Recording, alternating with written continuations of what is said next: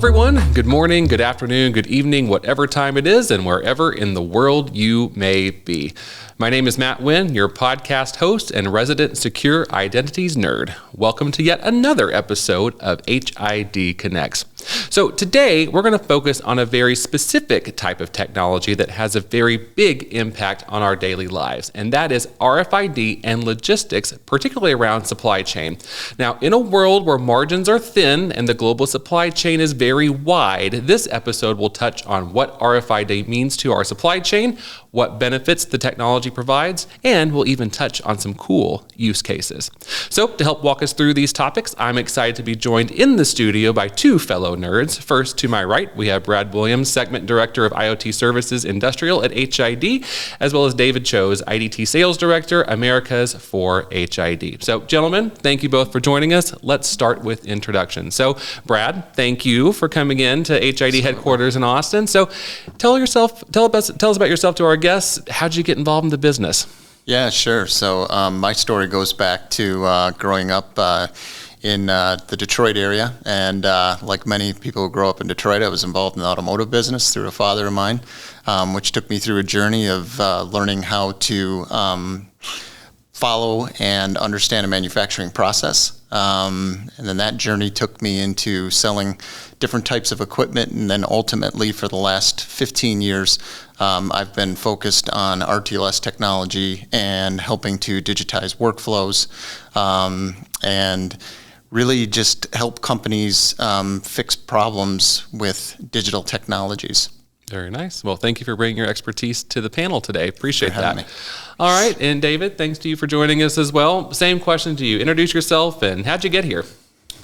David Chose, the HID Sales Director for Americas for IDT. I fell into RFID, graduated University of Washington with electrical engineering degree, and went into sales directly out of that instead of engineering. Got right into RFID in 1999. Done nothing but RFID since college. Very nice. And I've been with HID 14 years now. Excellent. Well, glad that it brought you both to the podcast table today. So thank you again both for joining us. All right, family. So now that you know our guests, let's dive directly into this episode's burning question. And that is, RFID, logistics and supply chain, is the whole greater than the sum of its part?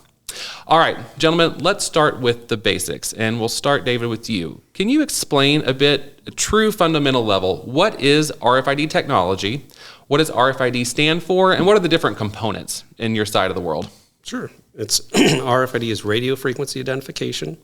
And the easy way to think about it is a wireless barcode. So with a wireless barcode, you do not need line of sight. You can read what's inside of a box, and you can read the entire box. You can read hundreds of RFID tags in a second. You have memory on each RFID tag, which can be dynamic. So unlike a barcode, you can change what's written to these tags on the fly as it goes through your supply chain, if that's necessary. And now, one of the recent additions is the ability to add sensors. So now we can detect passively. Again, this is no battery. You can detect temperature, humidity, light, and strain. So we're getting more and more use cases of that too. Very exciting.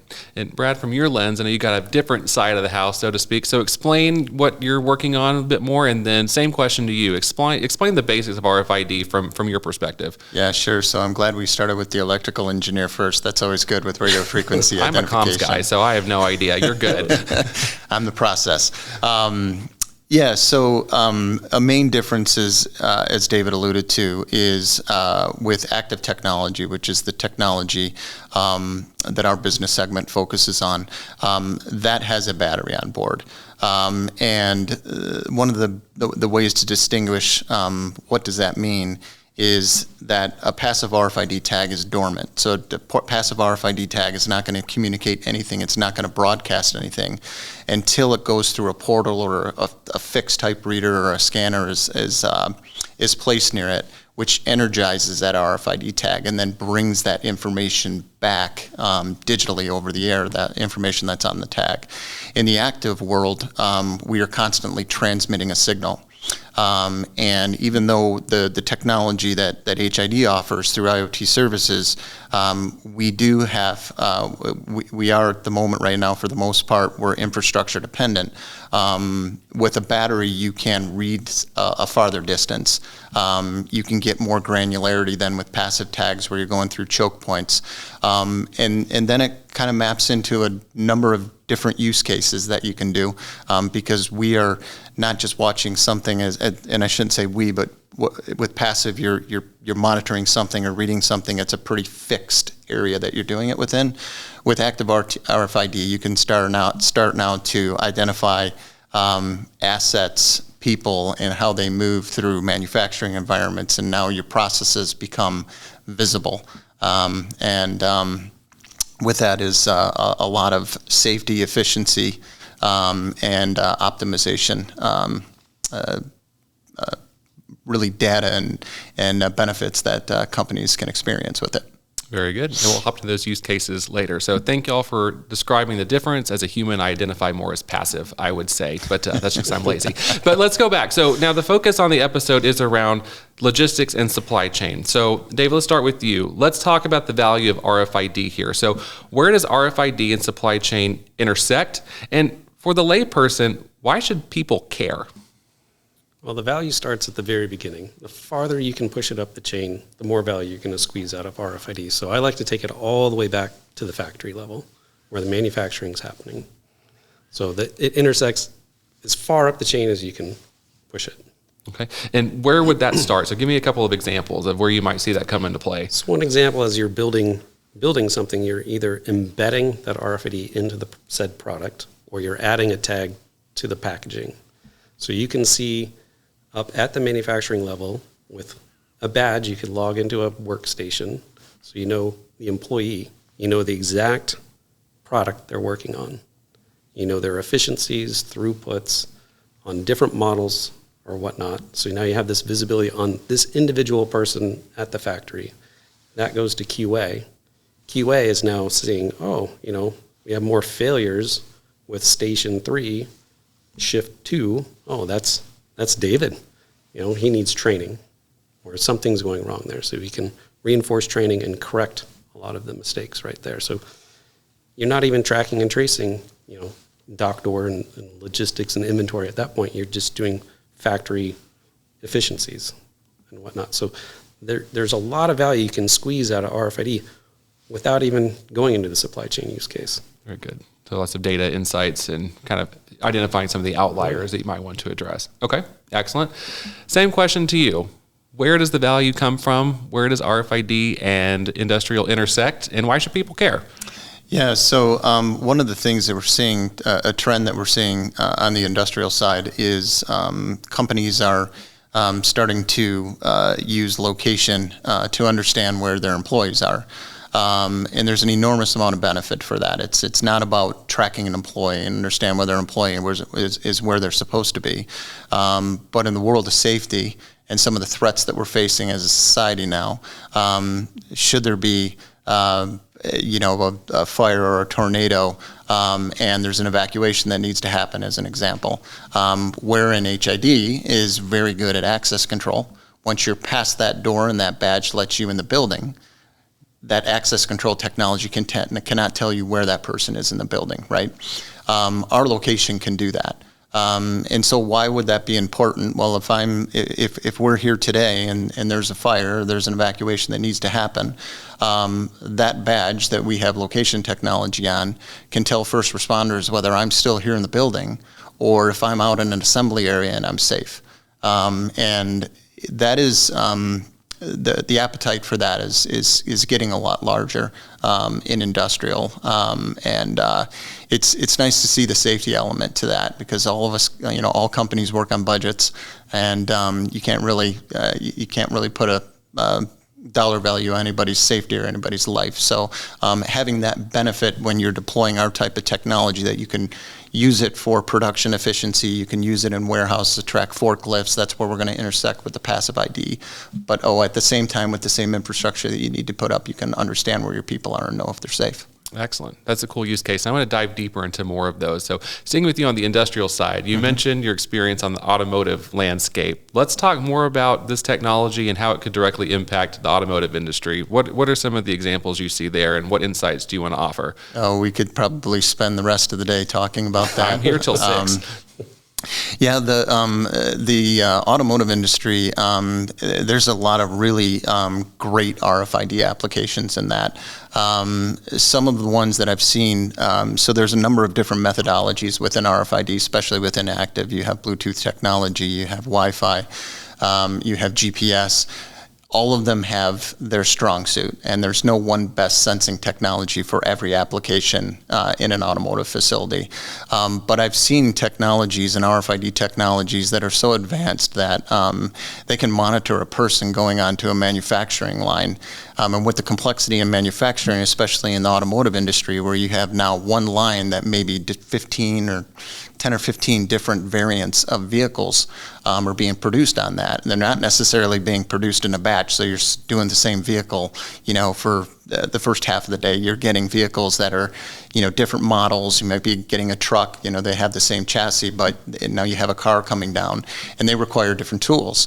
And there are RFID technologies out there that are accurate enough and have low enough latency where they can intersect with one of those tool controllers, and if somebody's taking an incorrect tool to a car, they can shut that down in real time. That's one of the more interesting applications I've seen in the auto industry. But then you have to think about like in the world of logistics, when you're inside a factory, there's production logistics. So there's all kinds of things that are moving, and what can we assess by what's moving, or what can we assess if something's not where it's supposed to be? We're using location technology to say, do I have all my parts on the line side? Or if I'm getting low on my parts, where are those parts? And am I going to have a line down, or a shutdown? You're getting, with location technologies in a plant like that, the situational awareness it brings, from bringing visibility to the work processes, where you can move from visibility to monitoring, and then you can move from monitoring to taking action. And getting out of quality escapements, flushing waste out of a process, understanding where parts are relative to a manufacturing process. Very good. Efficiency abound. There is one more automotive use case that I'd like to discuss. It's like going back to the traceability of RFID. If you're putting critical infrastructure into a car and you have traceability all the way back to the exact line that was built on, in the case of a recall, you're now not going back and saying everything that came out of this factory or this lot for this month, needs to be recalled. So now we're recalling 200,000 vehicles. No, we can recall exactly what came out of that single line, which would initiate a recall quicker. The decision would be made faster, and you can actually save lives that way. Absolutely. Very nice. And let's stick with use cases. I also want to talk about inventory and asset management, because that's a really key one as we go across the supply chain, including at the beginning to your previous point. So how does RFID support inventory and asset management? How does this work, and why does it matter? Well, that's a long one, but if we go back to the factory, so I'll try to quickly go through it because it's a duplicate. You just repeat, rinse and repeat. So at the factory, order accuracy, traceability, as it goes out the dock door, you could read everything on your pallet inside the boxes. So now you can check order accuracy. You can put it on the truck in an optimized way, which stops are first on his route. So you can say, no, so he's not taking pallets off, then getting the pallet in the back and whatnot. So it's mind-blowing how many different things, and it would take more than one podcast to dive into deep, but essentially, the most value you're driving out of it is order accuracy, traceability from the factory. Now you got time, date stamp, truck, number, comes into a DC. Again, receiving time, date stamp, order accuracy. As they place it in the DC, the location inside the DC where that is. For order picking going out of the DC, you know where it is. You grab it. Again, scan it going out the dock door, order accuracy. And truck optimization, once again. It goes to the DC or store level. Again, the same thing. At the store level, receiving, order accuracy. Now you know what's in the back of the house, And now you know what's in the front of the house, because at the store level, you'll have a handheld scanner, and you can wand around everything, and you can take really fast inventory instead of hitting it with a barcode. You don't have to open up the boxes. You can scan the whole box, just 500 tags a second. Now, if you're looking for a specific item, a customer come to you, hey, do you have this pair of jeans in this size? I don't see it out in the front. You can go around with the scanner. You can plug in the exact unique ID that you want to find, and the scanner will beep, beep, beep, beep, beep, beep, beep. This is a story that's been shared with me at a jeans store. What people do, people that still go to the mall, they find a pair of jeans they want to buy. They're not ready to buy it. They're going to come back to the store and buy it. So take the jeans out of this area and put it over here. So now, essentially, those pair of jeans are disappeared until you do a complete inventory. Now, with a handheld scanner, you can go beep, beep, beep, beep. You can turn the power down so the read range is less, and you can actually see which jeans are out of sequence. You also do this in libraries. People at schools, oh, here's that physics books. I don't need it yet. Take it over here, put it there. I'll remember. Now that book is gone until you inventory an entire library. But now you can just go down, beep, this one's out of sequence. Pull it out. Fascinating. So bonus question for you both, because you all have been in the business for some time now, and you've probably worked with just customers upon customers. Looking back, did you really see the potential for RFID being used in this exponential number of use cases? I mean, how did we get here? What's the evolution of this technology? And, I'm not trying to undermine it by calling it simple technology, but how did such a simple technology have such a huge impact? So whoever wants to take that one first, let's go back in the time machine a little bit and see how this has evolved over the years. Yeah, I'll take that. So I've been around long enough to have seen the hype cycle of RFID. Okay. And fortunately, many of us can remember when Walmart made very big news that they were going to completely use RFID throughout their entire supply chain. And many companies jumped on that bandwagon. And the first phase, the first go at that with Walmart never really truly came to fruition. And some of the reasons behind that is because when anybody gets excited about a technology, you can overflate what a technology can do. And there's limitations to technology. And where we're at today is this space has evolved so much that we have many different, just in IDT alone, we manufacture many different frequencies of passive RFID tags. And there's good use cases for each one of those frequencies. Same with the active side. There are different types of technologies that map into better use cases. The technologies just evolved so much. And companies, now that, there have been successful deployments and other companies have followed, and, certainly on the active side, there's been a lot of benefit in the healthcare industry. And in the healthcare industry, it's probably one of maybe the largest in terms of active RFID have adopted it. And HID does some really interesting things in that space with monitoring infants and senior care and staff safety and duress. It's one of the largest things right now in hospitals is nurses and doctors and their safety from patients. And we have a technology where a button can be pressed on a badge and that can be routed to security, and security can respond to that. That moves the needle, right? That changes people's just their lives and their jobs. And again, I go back to, I think the biggest thing I'll repeat again is we're on the right side now of the hype cycle, and people trust the technology, and they've seen other companies implement it and be successful with it, and they want to adopt it themselves. Very good. And completely shameless plug, our season finale is about healthcare security application. So make sure that you tune into that too. So it'll be a good one. Absolutely. Same question. Have you seen things evolve over the years? What's exciting to you? Yeah, when I joined, there was only low frequency, and high frequency was kind of the new thing. There was even UHF back then, but it's the evolution of the products. The need for speed, accuracy, reduced human error has driven the need from a product side to incorporate RFID. Like we said in medical, one of our large spaces is incorporating RFID into the medical device itself, so that you have call it a drill and a drill bit. The drill has the reader, the drill bit has the tag. You plug it in, it says, I'm authentic, I'm not a gray market. The drug that I'm tipped with is not expired. RPM and torque should be set to this. And I'm a single-use item, because there's instances where things have been autoclaved and they've reused them. And then you can do a kill switch on it, so it can only be used once or 10 times. You can cycle count and then stop it at a certain number.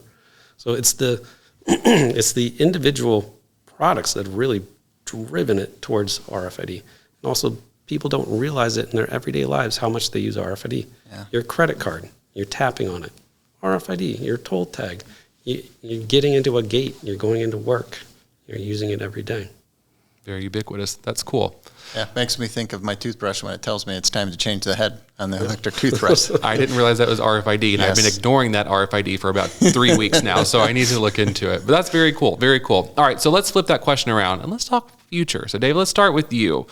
What is on the horizon? What's next for RFID, and what's exciting you about what's on the horizon? What's exciting to me is the new sensors that are coming out. We never really had sensors like there are today. There was some, but the read range wasn't great. But now they've really done a great engineering on it. So as I mentioned earlier, you can now sense in light, temperature, humidity, and strain. And we are working on some fantastic use cases I cannot discuss publicly, but just like mind-blowing. Like, wow, I would have never thought of using RFID that way, but that's up and coming. So teaser, maybe we'll have another podcast on Season 4 or 5, we're getting there. All right, same question. What's going on in the space? What developments are exciting to you? Yeah, so again, I would say how fast the sensor technology is changing and evolving. And on the active side, one of the things that we're seeing is, I've said a lot there, where there's different sensing technologies that fit certain applications better than others, and certain ones are more expensive than others, so you can't scale very large with a very expensive, very accurate solution at times. So what we're seeing now in the market is system integrators and software providers have software platforms that ingest any type of sensing technology. And now you're getting exponentially valuable, where you can take that data, you can unify that data, you can share that data to existing business systems when and how and where they need it.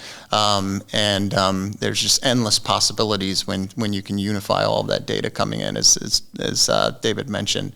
We do some things right now with advanced condition monitoring, where we use a 3-axis accelerometer, and we use AI and machine learning in the cloud to understand how a pump or a motor is rotating, the bearing or the spindle, and we can detect when something changes to let facilities know that machine needs to be inspected, and in a lot of cases we help them get out ahead of a shutdown. So lots of value. It just reminded me of one thing. Is like through that supply chain example I gave, having AI look at all of that, instead of humans setting par levels for different regions and whatnot, what AI is going to be able to learn and do predictive. Just-in-time inventory was a bad word a couple years ago, but now we're getting back to that. And we can see the trend going to no one wants to hold inventory anymore. We're finally getting back to that type of supply chain. And AI, with the visibility RFID provides, could be very interesting. Absolutely. The future is now. Okay, cool. Anything else that we should talk through related to RFID in the supply chain? Any closing thoughts or anything else that you want to mention or add into the discussion today? The only thing I'll add from a human perspective is one of the things that I've seen that I think people can relate to is if I'm a worker in a warehouse, and I know when I'm commissioned to go and pick up a pallet of parts, and I know a forklift needs to be used to do that, I may not know where a forklift is. Well, today with technology, I can open my phone, I can see where the nearest forklift is for me, I can get on that forklift, I can use RFID to tell that forklift, yes, I'm trained, I can drive this forklift, so turn on. And then that forklift can tell me where the items are that I need to go and get. Now, if you didn't have that type of visibility, think of the frustration of somebody who has to go and pick and get parts with a forklift, doing that time and time and time again. And for me, when when we deploy these these technologies, and I've been involved in them, there's always reservation, for adoption from employees and skeptical about new technology. But once they get that in their hands and they see that, and it creates a different work experience, and that's pretty exciting to deliver. Very nice. Same question to you. Anything else that we should have covered that I didn't ask you? I don't know. Brad, you kind of took it out. I was thinking the same. No, I'm good. All right. Very good. Well, in that case, let's answer today's burning question, which, as always, is the title of the episode. And really, as it relates to impact, when it comes to RFID logistics and the supply chain, is the whole greater than the sum of its parts? David, what would your answer be to that question? The whole greater than the sum? I would say so. Yeah. I mean, the value you can derive from RFID is incredible. And for the amount of cost, which is pennies, driving that kind of value and squeezing it all out. And there's use cases we haven't discussed and use cases I don't even know about. It's just a no-brainer. Yeah, opportunities seem endless. Same question. Yeah, I would agree that the sum is greater than the parts. At the end, what RFID is doing is it's providing data. And so one of the things that previous manager said to me that I never forgot is when you're digitizing something, it's not a one-time event. Mm-hmm. So customers need to commit to this technology, and it's a journey that they go on. And so it's, one building block at a time. And as you get that entire supply chain and you put RFID where you can, and you're realizing the benefits of what that brings, that takes a while to get there, right? I think we're just at the beginning of seeing where this all is going to head in the next 10 years. Very exciting. Yeah. Knowledge is power, and we're just at the beginning. So very excellent. Thank you both for your time. Really appreciate your insights, and the listeners do as well. So thank you both for taking time out of your schedules to join us, and looking forward to having y'all back. Season 4 or 5, you got that teaser in there, so you got your spot back. So that's great. That's great. All right. Well, again, thanks to our experts, Brad, David, for sharing your expertise and perspective on the topic. It's, as always, been a true pleasure, and we greatly appreciate your time. Of course, even bigger thanks to you, our listeners, for joining us for this episode and throughout this season so far. We truly do enjoy creating this podcast and hope that you equally enjoy listening. So I look forward to seeing you soon for another episode. And speaking of which, did you know that we publish the video versions of these podcasts to our YouTube channel? Be sure that you check out the visuals so you can see our glowing faces on HID's YouTube channel. And if you like what you hear, be the first to know when new episodes are published by subscribing to HID Connects. Doing so will ensure that you stay connected to us. And of course, you can subscribe wherever you get your podcast. And while you're there, be sure to rate and review this podcast. You can also subscribe to us, like I mentioned, on YouTube, and be sure to check out all of our social channels. And last but not least, in the spirit of connection, I want to hear from you. Send me your questions and topic ideas for future episodes. All you have to do is drop me a line at media@hidglobal.com. So, my friends, until next week, thanks again for listening. May your identities forever be secure.